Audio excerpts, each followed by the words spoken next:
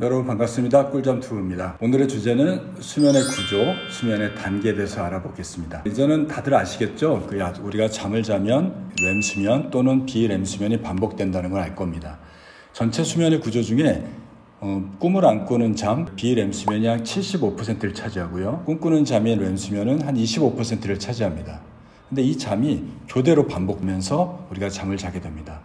또 비렘수면은 1단계, 2단계, 3단계로 나눠지고요. 1, 2단계는 굉장히 얕은 잠이고 3단계는 깊은 잠입니다. 그래서 비렘수면 1, 2, 3단계, 그 다음에 렘수면이 한 사이클이고 이것들이 4번에서 6번 반복되면서 잡니다. 하나의 사이클은 60분에서 90분 정도 지속되게 됩니다. 그 중에서도 비렘수면이 전체 수면의 약 4분의 3, 75%를 차지하죠. 비렘수면에는 1단계 수면이 있다고 얘기를 했는데 1단계 수면은 선잠입니다. 여러분들이 비행기 타거나 기차 타거나 또는 버스를 타고 갈 때 햇빛 좋은 날 오후에 앉아있을 때 약간 졸음을 느끼지 않습니까? 주변에 소리도 들리고 또 움직임도 느낄 수 있는데 나는 자꾸 눈을 감겨져요. 그 상황에서는 조금 있으면 나는 잠을 잘 것 같고 아니면 내가 일어날 수 있는 내 의지를 좀 조절할 수 있는 단계가 바로 1단계 수면입니다. 우리가 흔히 경험하는 겁니다. 근데 이 1단계 수면은 전체 수면 중에 5%밖에 안 됩니다. 왜 그럴까요? 깨어있다가 자는 단계로 스위치하는 과정이에요. 그러니까 1단계 수면은 선잠이라고 하고 각성과 수면이 공존하는 단계인 거죠. 그렇기 때문에 금방 깨어날 수 있는 잠이기도 하고 또 조금 있으면 2단계 수면으로 들어가게 됩니다.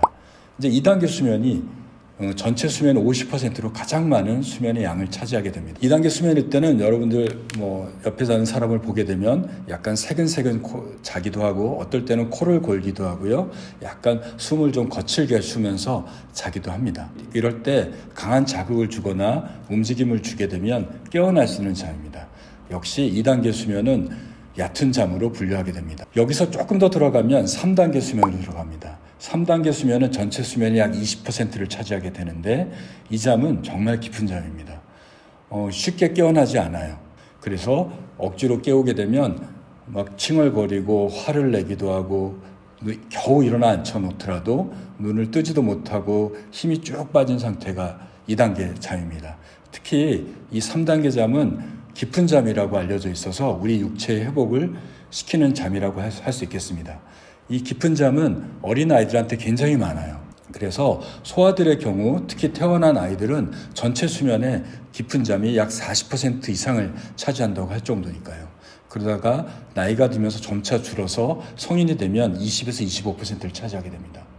이렇기 때문에 4살, 5살 아니면 유치원생, 초등학교 저학년일 때 친척집 가서 아니면 여행 가서 잠깐 아이들이 피곤하게 놀다가 잠깐 잠을 자게 되면 깨우는데 잘 못 일어나요. 억지로 깨우게 되면 막 소리 지르고 땡깡 부르고 울고 이러는 거죠.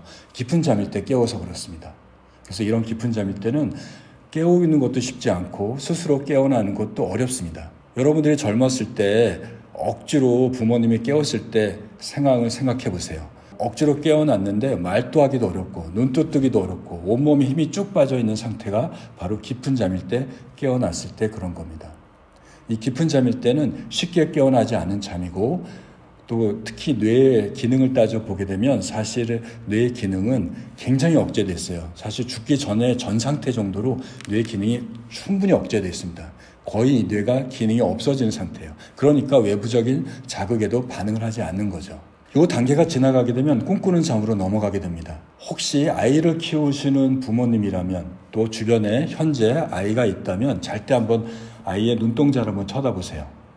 눈동자가 보면 눈꺼풀 위로 눈동자가 막 움직이는 걸 볼 수 있어요. 렘수면이라는 거는 영어로 Rapid Eye Movement, 눈동자가 빠르게 움직이는 단계라고 하는데요. 눈동자가 이렇게 빠르게 움직일 때 우리 뇌는 꿈을 꾸는 겁니다. 그런데 우리 몸은 어떻게 되나요? 신체가 마비가 돼요. 꿈꾸는 세포가 활성화되면 뇌를 깨웁니다.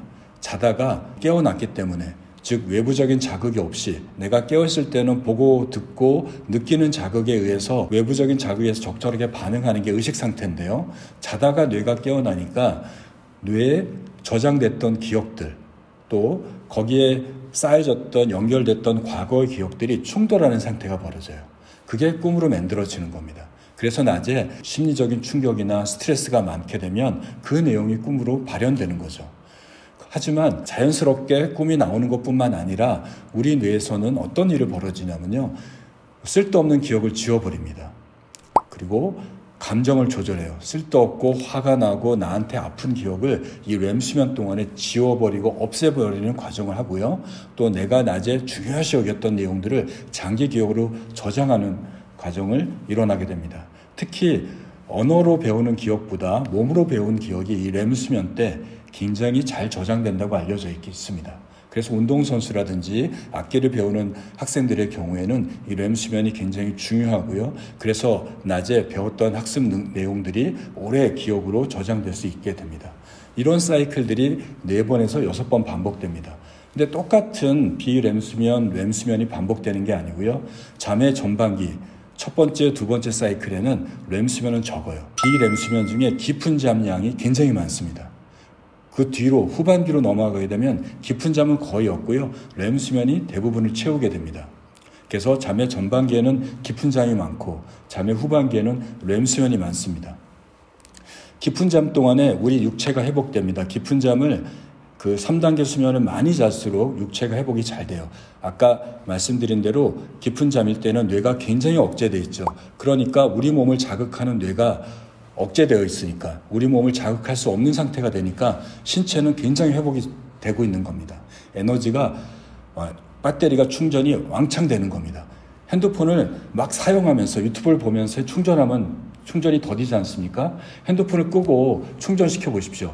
금방 충전이 됩니다. 그게 잠에서는 깊은 잠의 단계가 우리 몸을 회복시키는 단계라고 할 수 있습니다. 특히 깊은 잠일 때 우리 몸은 충분히 회복되고요. 또 뇌에서는 뇌의 독성 물질인 베타 아밀로이드하고 타우 단백질이 낮에 일하면서 쌓이게 되는데 그게 깊은 잠일 동안에 뇌에서 뇌 바깥으로 배출되는 과정이 깊은 잠일 때 나타납니다. 그래서 깊은 잠은 뇌와 육체 회복시키는 잠이라고 할 수 있겠습니다. 그리고 나서 몸의 육체가 회복되고 나면 그 다음에는 우리 정신 회복이 되어야 되겠죠. 그래서 잠의 후반기에는 렘 수면이 많아지는 겁니다.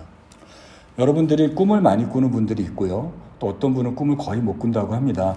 저는 사실 1년에 5번도 꿈을 꾸지 않는데요. 제가 렘 수면이 없는 것이 아니라 저는 깨어날 때 렘 수면이 아닌 비렘 수면이 잘 깨어나는 거예요. 꿈꾸는 잠이 많은 분들은 렘 수면 때 잘 깨어나는 잠입니다. 마지막으로 한 가지 더 말씀드리면 여러분들 중에 꿈을 많이 꾸는 것들이 어떤 분은 내가 잘 잤다고 생각하시는 분이 있고요. 또 꿈을 너무 많이 꿔서 나하고 못 잤다고 생각하시는 분들이 있을 거예요. 어떤 게 정답일까요? 꿈을 많이 꾼다라는 거는 렘 수면이 많아졌다는 얘기니까 렘 수면은 얕은 잠이니 수면의 질이 낮을 수도 있죠. 하지만 그것보다는 꿈을 많이 꾸고 안 꾸고가 중요한 것이 아니라 자고 나서 내가 피곤하지 않은 정도의 양이 중요한 겁니다.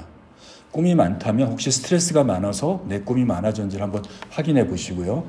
그런데 꿈을 꿔서 내가 별로 피곤하지도 않고 그 꿈이 나한테 충격적인 내용도 없다면 수면의 질이 나쁘다고 생각할 필요는 없을 것 같습니다. 이상으로 오늘은 수면의 단계에 대해서 또 수면의 구조에 대해서 알아봤습니다. 영상을 보시고 궁금한 내용이 있으시면 댓글로 남겨주시기 바랍니다. 제가 시간 되는 대로 답변 드리도록 하겠습니다. 다음 시간에 뵙도록 하겠습니다.